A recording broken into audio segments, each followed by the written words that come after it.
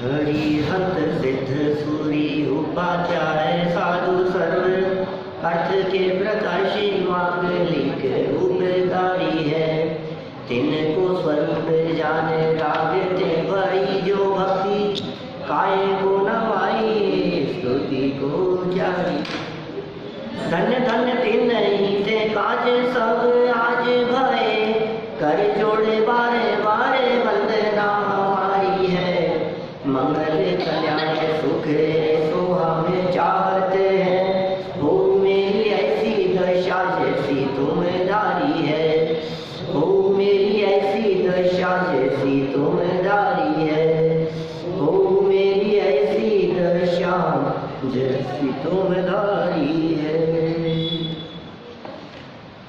क्षत्र चूड़ामणि नामक ये ग्रंथ 8वें लंब के अंतर्गत भाइयों के परस्पर प्रेम की चर्चा यहाँ हुई। जीवंदर कुमार अपने भाई नंदात्य के आगमन की खबर सुनकर ही बहुत प्रसन्न हो गए और देखने के बाद चित्त का आनंद कुछ अपार था। होता ही है जहाँ प्रेम होता है उन्हें देख करके सहज ही चेहरे खिल जाया करते हैं। जहाँ प्रेम होता है वहाँ चेहरे खिल जाते हैं। होता ही है ऐसा, अपने देखते ही। अब ये आए चावड़ा जी आज कभी कभी आते हैं तो देखते ही चेहरा खिल जाता है। ऐसा होता है ना, जहाँ अपनापन होता है वहाँ ऐसा लगता है अरे आप आ गए, समझ लो आप। ऐसे कहते हैं आज है? क्या चीज़? हाँ आज तो देखो आप अभय जी आ गए हैं, भीम जी हैं, सब लोग। तो अभी भादवा शुरू हो गया है ना। खैर देखिए, मैंने ये प्रसन्नता जीवंदर कुमार के चित्त में दिखाई दी। क्या कह रहे हैं आगे? उनका परस्पर मिलन ये तो हो ही गया था। अब महान दुख का भी तत्काल नाश होना। दुख का तत्काल नाश 375 नंबर पेज पे देखिए। अनुजो भी तमालोक्य मुझे दुख सागरात विस्मृतम ही चिरं भुक्तम दुखम स्यात् सुख लाभत। छोटा भाई भी अपने बड़े भाई जीवंदर कुमार को देखकर दुख रूपी समुद्र से पार हो गया। जीवंदर कुमार जो थे उनके चित्त में तो अत्यधिक उत्साह और आनंद था ही। छोटा भाई भी तो तलाश रहा था। जीवंदर कुमार स्वयं तो सुरक्षित थे जब वहाँ से निकले थे। काष्ठांगार की कैद में से जब बाहर निकल गए थे तो स्वयं तो सुरक्षित थे और परिवार वालों की चिंता थी नहीं, क्योंकि परिवार तो पीछे से अपने घर पे सब जगह है। लेकिन परिवार वालों को तो जीवंदर की चिंता थी। कहाँ गए? कोई सूचना भी नहीं, कोई खबर भी नहीं, कुछ पता भी नहीं। तो ये जो इनका छोटा भाई था, इसने जैसे ही जीवंदर कुमार को देखा तो मानो जो दुख का सागर चला आ रहा था कि मेरे भाई खो गए, मेरे भाई कहीं चले गए, मेरे भाई मिल नहीं रहे हैं, पता नहीं किस हाल में होंगे, पता नहीं कहाँ होंगे। वो जो दुख का सागर लहरा रहा था, वो दुख का सागर ये तत्काल ही पार हो गए उससे वे। देखिए कितने साल निकले हैं, न मालूम कितने वर्ष निकल गए। निश्चय से चिरकाल तक भोगे हुए दुख का भी सुख मिलने पर विस्मरण हो जाता है। ये सच्चाई है कि बहुत लंबे समय से यदि किसी व्यक्ति को कोई दुख और तकलीफ चल रही हो, जब आनंद का प्रसंग आता है तो भूतकाल में वो जो तकलीफ हुई थी ना, उस तकलीफ को भूल जाता है। बड़ी से बड़ी बीमारी हुई हो, बड़ा से बड़ा संकट आ गया हो, बड़ी सी बड़ी आपत्तियां हमारे ऊपर आई हो, लेकिन वे आपत्तियां, वे संकट भी जब सुख के प्रसंग आते हैं तो वो सब भूल जाता है। नोटबंदी होने पर जो हाथ में पैसा नहीं था, जो तकलीफ थी और जो लाइनें लग रही थी और जो तकलीफ भुगत रही थी भारत की जनता, आज वो तकलीफ कितनों को याद है? वो भी कभी वापस याद करो तो फिर पुरानी बात कभी याद आए तो, नहीं तो सब भूल भाल गए, खत्म हो गई वो बात। अब क्या है? अब तो अच्छे दिन आ गए। मैंने मेरा कहने का मतलब ये है, ये नीतिकार कह रहे हैं, ये नीति है। कितना भी बड़ा संकट हो, जब सुख के प्रसंग आते हैं तो भूल जाता है पुरानी बातों को। घर में किसी का मरण हो गया हो, बतलाओ आज शादी का प्रसंग है, तो उसको कौन याद करता है? कोई याद नहीं करता है। एक दिन ऐसा हुआ था, आपके कभी यदि फ्रैक्चर हुआ हो, आपके कभी यदि टाइफाइड हुआ हो, आपके यदि कोई ऐसी बड़ी तकलीफ आई हो, आज कौन याद कर रहा है? अभी तो मुस्कुराते हुए दिख रहे हैं आप सब। याद नहीं है उसको, खत्म हो गई वो बात, गई। उसमें क्या हो गया? देखिए सरल अर्थ, छोटा भाई नंदाढ़ भी अपने बड़े भाई जीवंदर कुमार को देखते ही दुख रूपी सागर से पार हो गया, क्योंकि बहुत समय तक भोगा गया महादुख भी सुख की प्राप्ति होते ही तत्काल नष्ट हो जाता है। ये इसके लिए तो इतने उदाहरण दिए जा सकते हैं, लौकिक उदाहरण तो मैंने दिए ही। यदि आप थोड़ा सा तात्विक दृष्टि से बात करो तो हम ये कह सकते हैं, भूतकाल की नरकों की वेदना आज कितनों को याद है? भूल गए ना? नरक निगोद में जो हमने काल बिताया था, और नरक में रहते हुए प्रति पल जो ये बात चलती रहती थी, हे भगवान इस नरक से कोई निकाल ले, हे भगवान इस नरक से निकल जाऊं मैं। अब निकलने के बाद कितनों को याद है? छोड़ो नरक की बात, बहुत दूर चले गए वो तो, थोड़ा नजदीक आओ। गर्भ अवस्था की तकलीफ तो सबने भोगी है, 9 महीने पेट में। बोलो ये सोचता है हे भगवान निकाल लो मुझे यहाँ। वो है उसकी पंक्तियां भजन की, लक्ष्य था शिवपुर जाने का बड़ा, जिस समय माँ गर्भ में था मैं पड़ा, लक्ष्य क्यों अपना भुला कर रह गए, चंद क्षण जीवन के मेरे रह गए। ये लक्ष्य था उस समय, ये भगवान निकाल ले।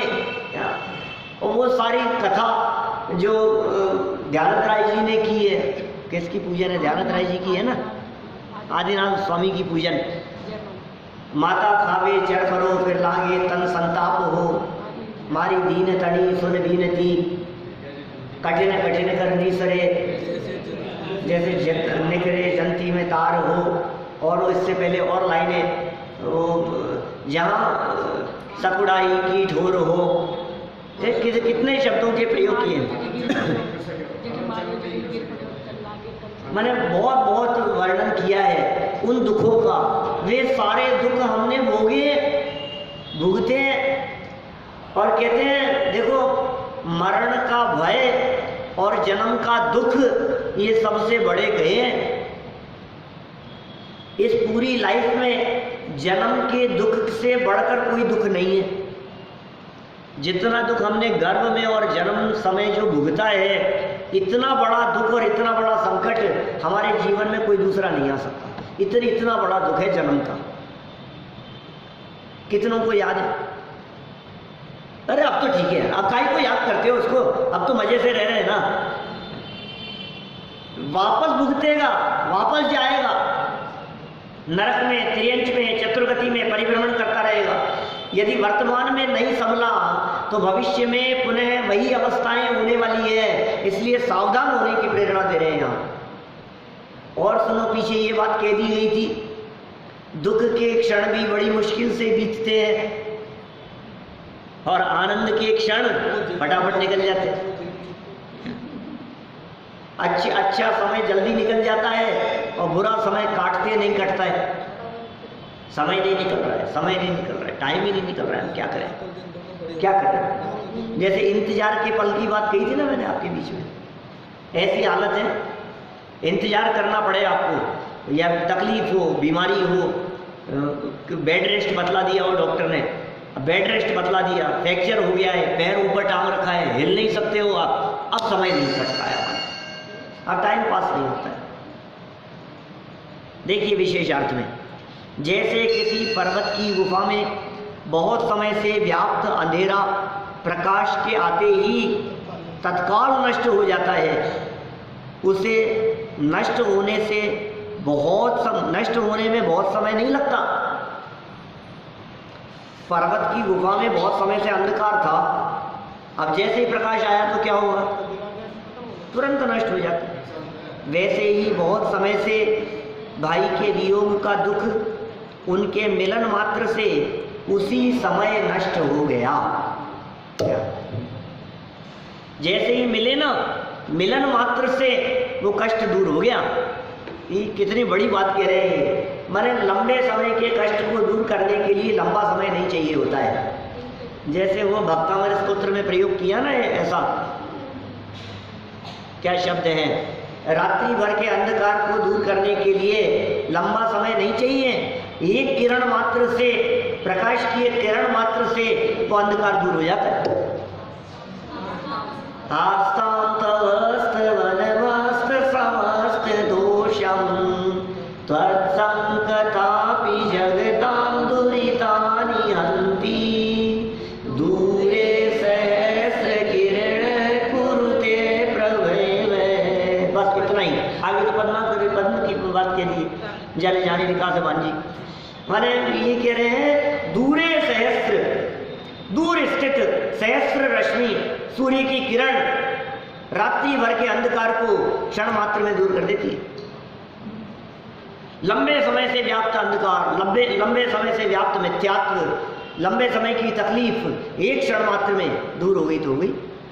कभी कभी ऐसे वैद्य जी नहीं मिल जाते हैं आपको, आप 6 महीने से परेशान हो रहे थे और उन्होंने कुछ ऐसा देखा और इलाज किया, एक ही दिन दवाई ली और वो 6 महीने का संकट गया। ये क्या होगा? कभी कभी तो हमारा माइंड सेट हो जाता है, ऐसा सेट हो जाता है ये तो मिट नहीं सकता, ये तो जा नहीं सकता, ये तो हो ही नहीं सकता, अब ये तो मरे पीछे छूटेगा इससे, तो ऐसा सोच लेते हैं लोग, हैबिचुअल हो जाते हैं उस तकलीफ और संकट से। ऐसा लगने लगता है हमारे को ये तो ऐसा ही चलता रहेगा, इसमें क्या है, अब चलेगी, अब जिंदगी ऐसे ही बीतेगी। और फिर कोई व्यक्ति बताए भी कि हमारे पास अच्छा डॉक्टर है तो ये क्या कहता है, बहुतों को दिखा लिया था, कुछ होता नहीं है, सब करके देख लिया मैंने। अरे मैं कह रहा हूँ ना आपसे, मैं एक ऐसे डॉक्टर को जानता हूँ, ठीक हो सकता है, बहुत इलाज कराया है, कहाँ कहाँ जाकर के डॉक्टरों को नहीं दिखाया मैं बेंगलोर बम्बई तक चला गया, पूना तक चला गया, अहमदाबाद जाकर के दिखाया, सब जगह दिखा लिए मैंने, बड़े से बड़े डॉक्टर को दिखा लिया, बाहर के डॉक्टरों से राय ले ली, होम्योपैथिक भी दिखा लिया, आयुर्वेदिक भी दिखा लिया, एलोपैथिक भी दिखा लिया, प्राणायाम भी कर लिया, सब कुछ करके देख लिया मैंने। अब ये रहेगा एक तो ऐसे ही, फिर भी सामने वाला कह रहा है, एक बार मेरे कहने से दिखा तो लो, क्या बिगड़ रहा है उसका, इधर टाइम वेस्ट होगा और कुछ नहीं है। अब इसको भरोसा नहीं हो रहा है, इतने लंबे समय से तकलीफ भोग रहा है, इसको भरोसा नहीं हो रहा है। यहाँ हम आपको भरोसा दिला रहे हैं, आपकी अनादि काल से चली आ रही ये मिथ्यात्व अवस्था, ये अज्ञानता का दुख, ये संसार अवस्था के दुख, कष्ट और तकलीफ, ये सब मिट जाएगी। अरे ऐसे आसान थोड़ी ना, ऐसे थोड़ी ना मिटती है, क्षण मात्र में मिट जाएगी, भरोसा कर, काम हो सकता है। देखो वास्तव में देखा जाए तो अनादि काल से अनंत वर्षों में जिस दुख को अज्ञानी अपने अज्ञान के कारण भोगता चला आया है, क्या अज्ञान के कारण भोगता चला आया है, जिस दुख को अनंत वर्षों से भोगता चला आ रहा है, साध्य अपनी तकलीफ बहुत पुरानी है, वही दुख ज्ञान रूपी प्रकाश उत्पन्न होने से तत्काल नष्ट हो जाता है और प्राप्त यथार्थ सुख अनंत काल तक भोगता रहता है। बोलो, ये चमत्कार हो जाता है, फिर दोबारा ये तकलीफ नहीं आएगी आपको। जबरदस्ती कष्ट भोग रहा है, जबरदस्ती तकलीफ पा रहा है। कई लोग ज़्यादा होशियार होते हैं, वो किसी को दिखाते नहीं है, कोई तकलीफ आती है तो फिर कोई डॉक्टर परिचित मिल जाए तो यार तुम जबरदस्ती तकलीफ भोग रहे हो, कुछ भी नहीं है, इतना सा काम है, 15 मिनट भी नहीं लगेंगे ऑपरेशन, मैं तो नहीं कराऊँ, तकलीफ भोग रहा है बिना मतलब। इतना बड़ा संकट भोग रहा है, ये ठीक नहीं है। आपको मालूम है दादा, छोटे दादा डॉक्टर हुकमचंद जी बारिल 82-83 साल की उम्र में कमर में इतना तेज दर्द था, इतना तेज दर्द था, हिलडुल नहीं सकते थे। डॉक्टर ने कहा कि रीढ़ की हड्डी का ऑपरेशन होगा। क्या? रीढ़ की हड्डी का ऑपरेशन होगा। तो उन्होंने कहा कि भाई इस उम्र में क्या ऑपरेशन कराएं, 82 साल की उम्र में ऑपरेशन। तो डॉक्टर ने कहा ये जो ऑपरेशन होता है ना, ये इसी उम्र में होता है। ऐसी जो तकलीफ का जो ऑपरेशन है ये इसी उम्र में होता है। और इतना बड़ा ऑपरेशन कि 10 घंटे लगे उस ऑपरेशन में, क्या रीढ़ की हड्डी का ऑपरेशन। तो उन्होंने कहा कि कोई ऐसा नहीं हो सकता है क्या, अभी ऐसे ही चलता है, क्या ऑपरेशन, इतना लंबा ऑपरेशन कराएंगे, अब कितनी सी ज़िंदगी बची है, क्या ऑपरेशन कराएं। तो डॉक्टर ने ये कहा कि ज़िंदगी साल भर की बची हो चाहे 5 साल की, क्या आज ऑपरेशन कराने के बाद में कल से तकलीफ यदि दूर हो जाती है तो साल भर की भी बची हो, वो साल भर दुख सह करके क्यों बिताए, बताओ। जितनी भी जिंदगी बची हो उतनी जिंदगी को सुख शांति से तो बिताएंगे आप, बाद में वो तकलीफ तो मिट जाएगी। उन्होंने ऑपरेशन कराया, आप मानेंगे नहीं, जो चल फिर नहीं सकते थे बिना लकड़ी के, ऐसी तकलीफ थी, वो बिना लकड़ी बिना पकड़े 2-2 मंजिल आराम से सीढ़ियां चढ़ लेते। क्या वापस जवानी आ गई, ऐसा परिवर्तन हो गया। सोचो, ये कह रहे हैं यहाँ पर, ऐसी बात बतला रहे हैं कि तुम्हें भरोसा नहीं हो रहा है, अब ये तो ऐसे ही चलेगा, अब इतनी भी तकलीफ नहीं है, अब संसार दशा में अब चल तो रही है, हम अकेले थोड़ी ने, ये सारे लोग दिख तो रहे, सभी ऐसे ही दिख रहे हैं। ये सुन भैया, जितने भी समय संसार में है इस वेद विज्ञान के साथ में शांति से बीतेंगे।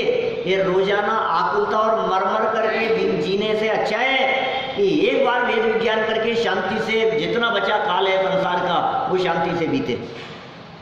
देखो आप कि क्या कह दिया इन्होंने यहाँ, वो प्रकाश उत्पन्न होते ही तत्काल नष्ट हो जाता है, वो दुख, और प्राप्त यथार्थ सुख अनंत काल तक भोगता रहता है, ये मिलने वाला है। अज्ञानजन्य दुख के नष्ट होते ही प्राप्त यथार्थ सुख कभी भी समाप्त नहीं होता। आप कहेंगे साहब कभी भी समाप्त नहीं होता, दोबारा मिथ्या दृष्टि हो जाए तो? अज्ञान समाप्त होने के लिए कह रहे हैं, मिथ्यात्व समाप्त होने के लिए कह रहे हैं। अब मिथ्यात्व आ गया तो समाप्त कहाँ हुआ? यदि वो समाप्त बना हुआ है मिथ्यात्व और अज्ञानजन्य दुख, तो फिर कभी भी आपको आनंद में कमी नहीं आएगी, वो बढ़ता ही चला जाएगा। ऐसा तो यथार्थ सुख का सहज स्वभाव है। अतः जीव का परम कर्तव्य है कि वह यथार्थ श्रद्धा और ज्ञान के द्वारा सच्चा सुख प्राप्त करे। यही महत्वपूर्ण कार्य इस मनुष्य भाव में करने योग्य है। ये करने योग्य कार्य है इस मनुष्य भाव में, यथार्थ कार्य है। अतएव जो जीव एक बार संसार अवस्था से मुक्त माने सिद्ध हो जाता है, उसे पुनः संसार अवस्था जो दुख से परिपूर्ण है मिलती ही नहीं है। यह सहज सुख स्वरूप सिद्ध अवस्था का स्वाभाविक स्वरूप है, जो नियम से भविष्य में भी अनंत काल पर्यंत एक रूप ही रहेगा। यह आनंद एक रूप ही रहेगा। एक बार उस आनंद की प्राप्ति हो गई तो फिर साधे अनंत काल के लिए ज्यों का त्यों उस सुख को भोगेगा। ऐसी बात है। हाँ, रही है अनंत काल यथा तथा शिव परिणय। देखिए, जीवंदर कुमार का नंदाढ्य से एकांत में कुछ प्रश्न, एकांत में कोई प्रश्न किया जीवंदर कुमार ने नंदाढ्य से। क्या प्रश्न किया?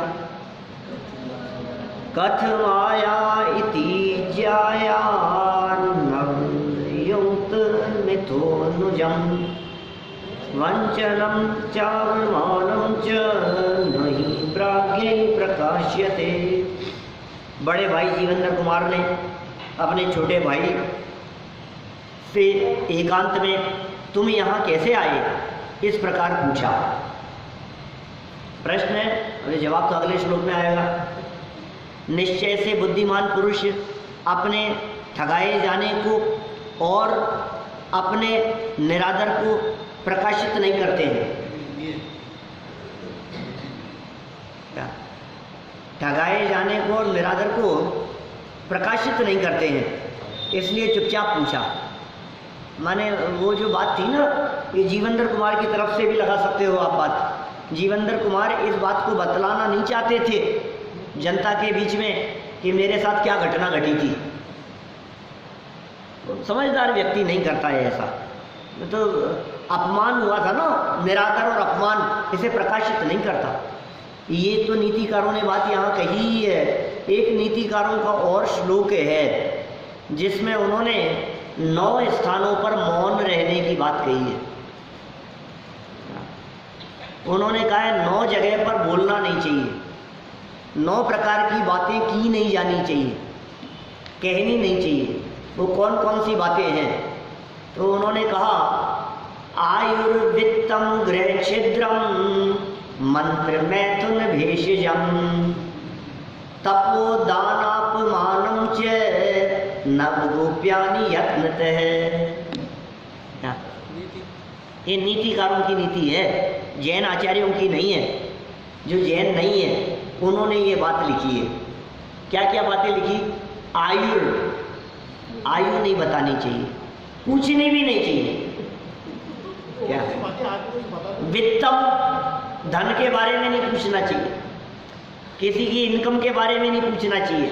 क्या आपकी कितनी इनकम है बोलो, मतलब ये किसी की कितनी भी हो, कौन व्यक्ति क्या कमा रहा है, किसकी जेब में क्या है। आयुर्वित्तम गृह छिद्रम मंत्र कभी नहीं, मैथुन भोग और भेषजम 6। भेषज मतलब औषधि, दवाई, उपचार। आपने किसी को बतला दिया कि यार ये दवाई लो, तुम डॉक्टर हो, तुम ऑथेंटिक हो उसके लिए। हम नहीं बतलाएंगे किसी को भी कोई दवाई। तुम एक काम करना, इससे ऐसा काढ़ा बना करके पी लेना, ऐसा करके। क्या एक काम करो, तुम ये ले लो, मेरा हमारे ऐसा ही हुआ था दर्द, और ये दवाई मिलती है, ये दवाई ले आओ आप और ये ले लो। क्या नाक में ये तेल डाल देना, इससे ऐसा हो जाएगा। भाई साहब नीतिकारी कह रहे हैं कि आप चुप रहो, बोलो मत, क्योंकि क्या पता उल्टा पड़ जाए। आयुर्वित्तम गृह छिद्रम मंत्र मैथुन भेषजम तपो। तप, आपने तपस्या की हो, आपने उपवास किए हो, आपने व्रतादि धारण किए हो, नहीं। दान की बात भी नहीं। पता है कितना दान दिया है मैंने? अपने मुंह से कभी दान की बात बतलाना नहीं। दान और अपमानम च, और अपना यदि अपमान हुआ हो कहीं, क्या अपनी यदि निंदा हुई हो, किसी ने तुम्हारे को गालियां दी हो, किसी ने तुम्हारे को अपशब्द कहे हो, किसी ने तुम्हारे को नीचा दिखाया हो, ये 9 बातें हैं। नव गोप्यानि यत्नतः, सावधानी पूर्वक इन बातों को उजागर नहीं करना चाहिए। क्या गुप्त रखना चाहिए। ये जगत के नीतिकारी ये बात कह रहे हैं, ये 9 बातें हैं, ठीक है ना। तो ये वो थे ना अपने गुलाब चंद जी प्राचार्य जी, तो उनके साथ में चर्चा करता था, संस्कृत व्याकरण वगैरह बहुत बैठता था उनके साथ में। तो उन्होंने बताया था, एक बार सुनाया था ये नीति का श्लोक, याद हो गया, तुरंत याद हो गया, फिर सुना देते हैं आपको तो पक्का हो जाता है, तो पक्का बना रहता। बातें कितनी हो गई, क्या क्या बातें कह दी, वापस बोल देता हूँ। आयुर्वित्तम गृह छिद्रम मंत्र मैथुन भेषजम तपोदानापमानम च नवगोप्यानि यत्नतः। इसलिए कोई समझदार व्यक्ति ऐसी बातें करता नहीं है। ये जीवेंद्र कुमार, यहाँ भी नीतिकारों ने क्या कह दिया, अपने निरादर की बात को अपने अपमान की बात को कोई भी बुद्धिमान व्यक्ति बताता नहीं है।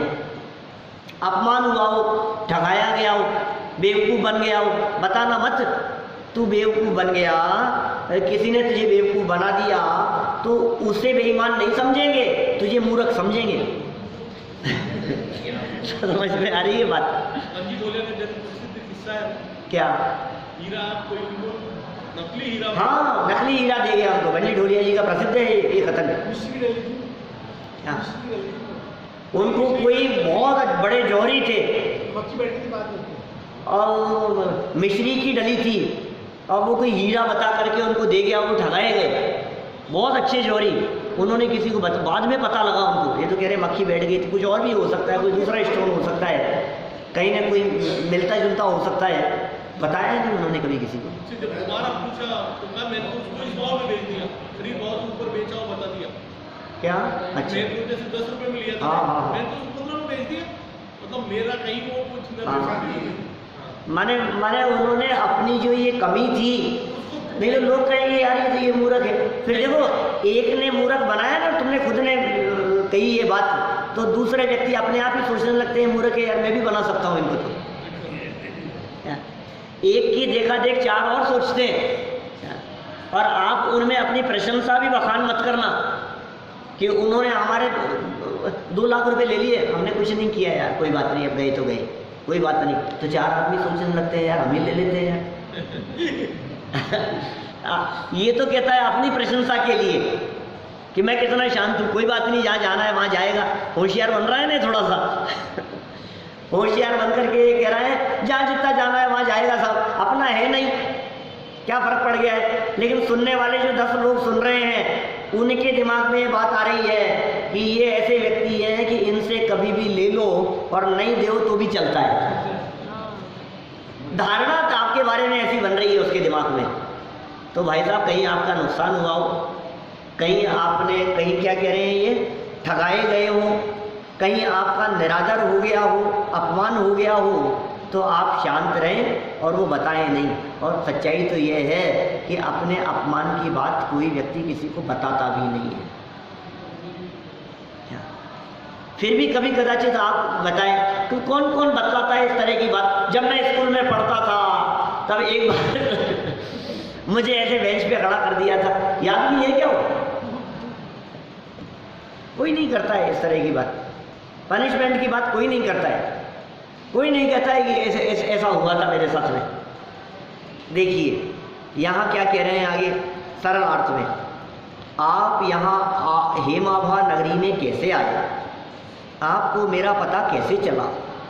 इस प्रकार जीवेंद्र कुमार ने भाई नंदाड्य से एकांत में पूछ ही लिया, क्योंकि बुद्धिमान और चतुर लोग अपना ठगाया जाना एवं अपमान सबके सामने प्रकट नहीं करते। कहीं सबके सामने पूछने लग जाए तुम कहाँ से आए, अभी यहाँ कैसे आ गए, तो बात सारी सब खुल जाती, ये तुम्हारा छोटा भाई है तुम कहाँ भटक रहे हो, तुम कहाँ के निवासी हो, कहाँ से, सारी बातें इधर उधर कैसे सारी बात प्रकट हो जाएगी सामने। चुपचाप पूछ लो। अभी कोई जानता तो है नहीं, नंदाड्डे को जानता नहीं है कोई भी, ये इसका छोटा भाई है ये भी जानता नहीं है, और वो जिस महिला ने कहा था वो भी वहीं राजमहल में रह गई। ये तो दौड़ते हुए आगे आए उस चला में, एकांत में दिखे और साइड में लेकर के चुपचाप पूछ लिया। अभी उजागर नहीं हुई ये बात कुछ भी। विशेषार्थ जीवेंद्र कुमार ने काष्ठांगार के बंधन से सुरक्षित निकल आने आदि के विषय में तो नंदाड्य से कुछ नहीं कहा, अपितु नंदाड्य से ही आने के विषय में प्रश्न पूछ लिया। यही तो चतुर पुरुषों की चतुरता है। बात घुमा दी, माने वो पूछे उससे पहले अपन ने पूछ लिया और नई बात पूछ ली, अलग हट के बात पूछ ली, तो वो बात जो उसके दिमाग में होगी भाई तुम ठीक तो हो, जो भी हो, वो जो पूछना चाह रहा होगा वो बात दब गई। देखिए नंदाड्य द्वारा जीवेंद्र कुमार के प्रश्नों का उत्तर। सखेदम ध्यात दुखोय माचक्ष्यौ वृत्तिमात्मने ध्याते भी पुरा दुखे वृषम दुखाय तेजन है। पहले दुख का जिसने अनुभव किया है, ऐसे इस नंदाढ़ ने अपना सारा वृत्तांत खेद सहित कह दिया। पूर्व के दुख के स्मरण मात्र से मनुष्य अत्यंत दुखी होता है। याद आ जाती है ना। देखो क्या होता है, जैसे मान लो किसी के यहाँ किसी की डेथ हो गई, ठीक है ना, डेथ हो गई, अब 2 दिन हो गए, 3 दिन हो गए, 7 दिन हो गए मान लो, तो आप तो रोता ही थोड़ी ना रहेगा वो। अब जैसे ही कोई परिचित मिलने के लिए आया, कोई खास हमारे ननद आ गई मिलने के लिए हैं, या कोई ऐसे कोई व्यक्ति आ गए जो खास है, जो बाहर रहते थे, वो आए, तो एकदम उनको देखते ही क्या होता है, वो वापस वो मौत जो हुई थी ना 7 दिन पहले, वो घटना वापस याद आकर के दोबारा फूट फूट के रोने लगता है। तो वापस वो बात याद आ जाती है। देखिए आप ये कह रहे हैं यहाँ, नंदाढ़ भूतकाल के दुखों का स्मरण करते हुए और पुनः पुनः दुखी होकर सब समाचार सुनाने लगा, क्योंकि पूर्व काल में भोगे हुए दुखों के स्मरण मात्र से ही मनुष्य अतिशय रूप से दुखी होता है। पूर्व काल के भोगों का जो दुख था, जो भोगे थे दुख, उसका स्मरण मात्र ही दुख होता है। कभी कभी याद आ जाती है ना, कई लोग कहते हैं ऐसी बात, वो साहब वो पुरानी बात मेरे को याद आ गई, मैं जब मुझे याद आती है मुझे रोना आ जाता है, ऐसी बात कहते हैं। मैं भूल नहीं सकता उस बात को। जब मैं उस घटना को याद करता हूँ ना, आंखों से आंसू बहने लग जाते हैं। अकेले में बैठ करके जब मैं याद करता हूँ ना, तो मैं रोने लगता हूँ। मैं ऐसी बातें करते हैं लोग बहुत। वैसे तो मेरा जवाब कुछ और होता है, लेकिन अभी यहाँ कुछ प्रसंग और चल रहा है। मैं तो ये कहता हूँ कि जिन बात को याद करके तेरे को रोना आ जाता है, तो याद ही क्यों करता है? तो याद मत किया करना उस बात को। अरे साहब उन्होंने मेरे साथ ऐसा किया था, मैं जब जब याद करता हूँ मेरा खून खौल जाता है। मत याद किया कर। क्यों याद करता है? मुझे इतना गुस्सा आता है जब भी मेरे दिमाग में वो बात आती है ना, मेरा माथा गर्म हो जाता है। तो तेरा माथा गर्म नहीं हो, इसके लिए क्या उपाय है बता? याद मत कर। क्यों बार बार में याद करता है? क्यों उसको धारणा ज्ञान में ले जाता है? क्यों उसको बार बार में याद कर करके पक्का करता है? तू जानता है उसको बार बार में पक्का करके क्या होगा? वर्तमान में तो तकलीफ पाएगा ही, और भविष्य में भी वो क्या होगा, धारणा ज्ञान जब निकलेगा, वो जाति स्मरण ज्ञान के आधार पर या बैर बांध लेगा, तो भाव भाव में तकलीफ पाएगा। ऐसी परिस्थिति बन जाएगी, तो सावधान रहो। खैर देखिए,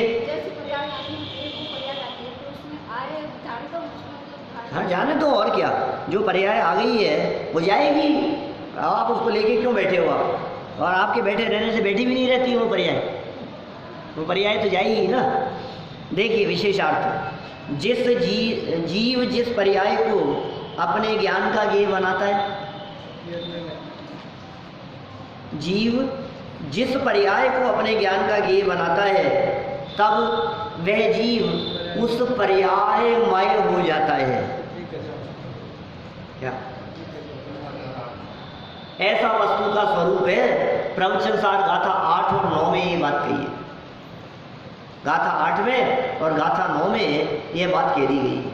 क्या बात कह दी? तो आपके ज्ञान का जो ये बनाया ना, आप उस रूप हो जाएंगे। समय सार में इस तरह की बात कही, क्रोधोपयोगी क्रोध है, आपके उपयोग में जो बात बरत रही है आप वैसा ही अनुभव करते हैं। न्याय के प्रकरणों में ऐसा कहा है, भूताविष्ट ज्ञान की बात कही है। वो ज्ञान में जैसा अनुभव करने लगा, माने समझो आपके ज्ञान में यदि ये बात आ गई कि बाहर बंदर बैठा है, अब जैसा आपके ज्ञान में आ गई बाहर है नहीं, आपके उपयोग का विषय बन गया या वो बाहर ही बैठा है, अब आप वो वहाँ जा नहीं सकते। 2 दिन पहले जिस जगह पर आपने छिपकली को देखा था ना, आज भी उस जगह पर जाने से डरते हो आप। अरे 2 दिन पुरानी बात है, वो आपके ज्ञान में आ जाती कि यहाँ थी, यहाँ देखा था मैंने, अरे यहाँ देखा था। आप इस बात से डर रहे हो, वो तो 5 मिनट बाद में वहाँ से चली गई, वो बची नहीं वहाँ, वो है ही नहीं वहाँ, लेकिन मुझे लगता है यहाँ हो सकती है, यहाँ थी, यहाँ देखी थी मैंने। आपके ज्ञान में आ रही है और आप सावधानी से अलमारी खोलते हो जिस जगह पर आपको उस कॉर्नर पे दिखी थी। आपको ऐसा लगता है आ नहीं जाए, अभी गिर जाएगी मेरे ऊपर, यहाँ रहती है वो। ज्ञान में आते ही डर लगता है। ये कहते हैं जो जीव की ज्ञान की पर्याय का जो विषय ज्ञेय बनता है वो उस रूप, उस पर्याय रूप अपने आप को अनुभव करने लगता है। पूर्व काल में अनुभूत दुख तो भूतकाल में ही चला गया। पिछले में जो दुख था ना वो तो पहले ही चला गया, अर्थात उसका व्यय हो गया है। वो भूतकाल का दुख वर्तमान में बैठा हुआ नहीं है। तू याद कर रहा है तो भूतकाल के दुख की वजह से वर्तमान में दुखी नहीं हो रहा। ये वर्तमान में नया ज्ञान, नया अज्ञान, नया राग, नया मोह, ये वर्तमान काल का ये दुख का कारण बन रहा है। आप जिस बात को याद करके रो रहे हैं ना, पुरानी बात को याद करके, वो पुरानी की वजह से नहीं रो रहे हैं क्या? वो पुरानी बात की वजह से नहीं रो रहे हैं आप। वो पुरानी बात वर्तमान में जो ज्ञान का ज्ञेय बनी, ये वर्तमान दुख का कारण बन रहा है। बात समझ में आ रही है? जैसे धारणा की बात वर्तमान में कुछ आई ख्याल में, तो ये जो वर्तमान में ख्याल में आई, तो जो धारणा ज्ञान था वो धारणा ज्ञान ज्ञेय होता है क्या? वर्तमान में वर्तमान ज्ञान तो मति ज्ञान, वर्तमान ज्ञान में अवग्रह है। वर्तमान ज्ञान में यदि शंका हुई है किसी पुरानी बात को याद करके, तो जिस पुरानी बात को याद किया गया है, ये वर्तमान ज्ञान पर्याय में पुरानी बात ज्ञेय बन करके आई है इस ज्ञान की पर्याय में। समझ रहे हैं आप? अभी प्रकरण बहुत चला था इस तरह का शिविर में। माने ये जाति स्मरण ज्ञान में क्या होता है बताओ? जो बात पहले धारणा में बैठी थी वो जाति स्मरण ज्ञान में रिकॉल होती है। तो जाति स्मरण ज्ञान में, ज्ञाति स्मरण ज्ञान तो वर्तमान ज्ञान की पर्याय है, वर्तमान ज्ञान की पर्याय है। इस वर्तमान ज्ञान की पर्याय में क्या याद आया कि वो 10 साल पहले वाली बात याद आई। तो 10 साल पहले वाला वो ज्ञान नहीं है, वो ज्ञेय बन करके आया है,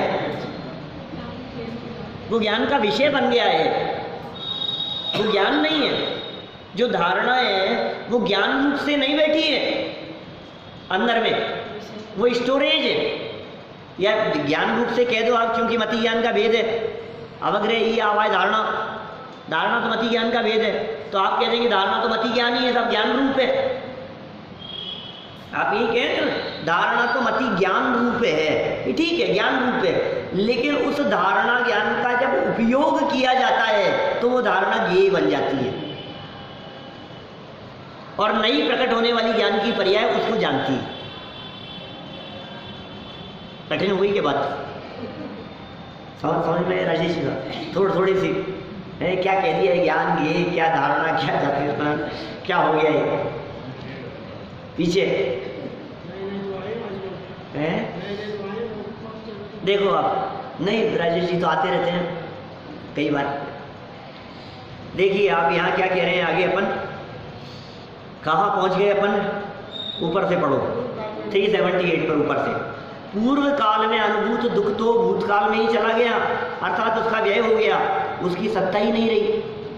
फिर भी मनुष्य जब उस नष्ट हुई पर्याय को अपने ज्ञान का ज्ञेय बनाता है, उसका स्मरण करता है, तब प्रत्यक्ष के समान ही वह अनेक बार पुनः पुनः दुखी होता रहता है।